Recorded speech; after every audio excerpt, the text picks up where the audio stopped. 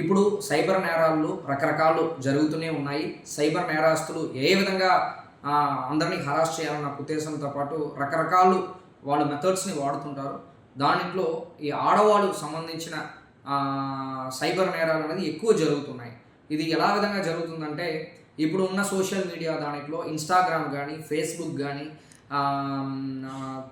దీంట్లో అన్నిట్లో కూడా ఆడవాళ్ళు వాళ్ళ ఫోటోస్‌ని షేర్ చేసుకోవడం, పెట్టడము, పర్సనల్ ఫోటోస్‌ని పెట్టుకోవడం అనేది వన్ ఆఫ్ ద రీజన్. రెండోది ఏంటంటే, ఈవెన్ వాళ్ళకి తెలిసిన వాళ్ళు ఫ్రెండ్‌గా ఉండొచ్చు, ఎవరితో పాటు కన్నా మన పర్సనల్ ఫోటోస్ మనం షేర్ చేయడము, పర్సనల్ డీటెయిల్స్‌ని షేర్ చేయడము.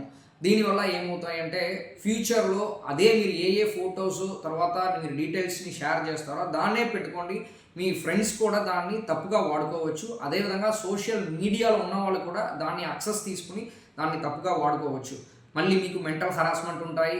మీరు డెసిషన్ తీసుకోలేకపోతారు. మీ పేరెంట్స్‌కి చెప్పలేకపోతారు. సొసైటీకి చెప్పలేకపోతారు. తర్వాత మీరు చాలా చాలా హరాస్మెంట్‌ని ఫేస్ చేయాలని వస్తాయి. కాబట్టి మీరు ఎటువంటి పరిస్థితుల్లో కూడా మీరు ఫ్రెండ్స్‌కి కానీ, అన్నోన్ పర్సన్ కానీ ఎవరిని కూడా మీరు నమ్మొద్దు. ఎవరితో పాటు మీ పర్సనల్ ఫోటోస్ కానీ, డీటెయిల్స్ కానీ షేర్ చేయొద్దు.